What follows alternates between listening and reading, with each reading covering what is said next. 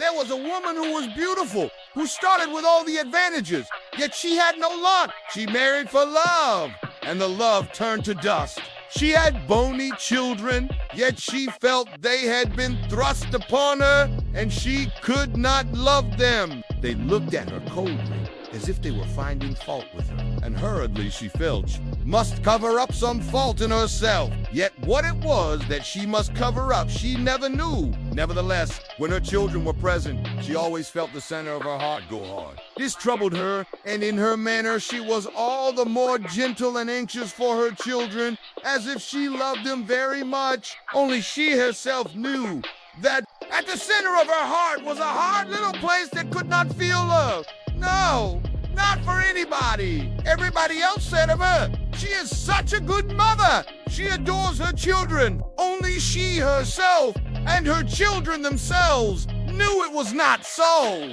They read it in each other's eyes. There were a boy and two little girls. They lived in a pleasant house with a garden, and they had discreet servants and felt themselves superior to anyone in the neighborhood. Although they lived in style, they felt always an anxiety in the house. There was never enough money. The mother had a small income, and the father had a small income. The father, but not nearly enough for the social position which they had to keep up, went into town to some office. But though he had good prospects, these prospects never materialized. There was always the grinding sense of the shortage of money, though the style was always kept up. At last, the mother said, "I will see if I can't make something." But she did not know where to begin. She racked her brain and tried this thing and the other, but could not find anything successful. The failure made deep lines come into her face. Her children were growing up. They would have to go to school.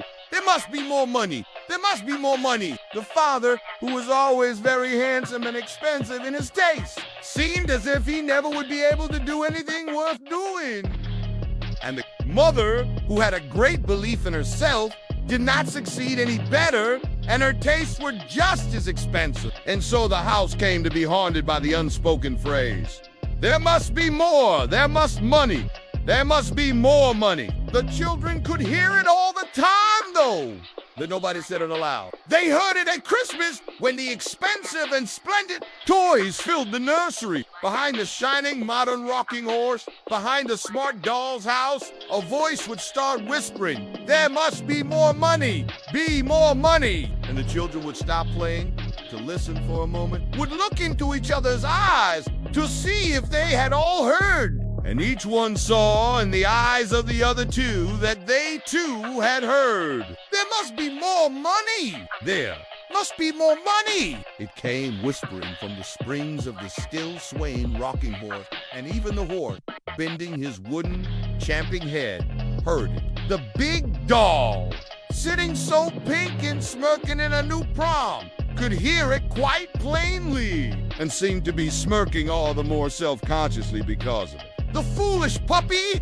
too, that took the place of, just as no one ever says, "We are breathing," in spite of the fact that bred the teddy bear. He was looking so extraordinarily foolish for no other reason but that he heard the secret whisper all over the house. There must be more money. Yet nobody ever said it aloud. The whisper was everywhere, and therefore no one spoke it. It's coming and going all the time. "Mother," said the boy, Paul, one day, "why don't we keep a car of our own? Why do we always use uncle's or else a taxi?"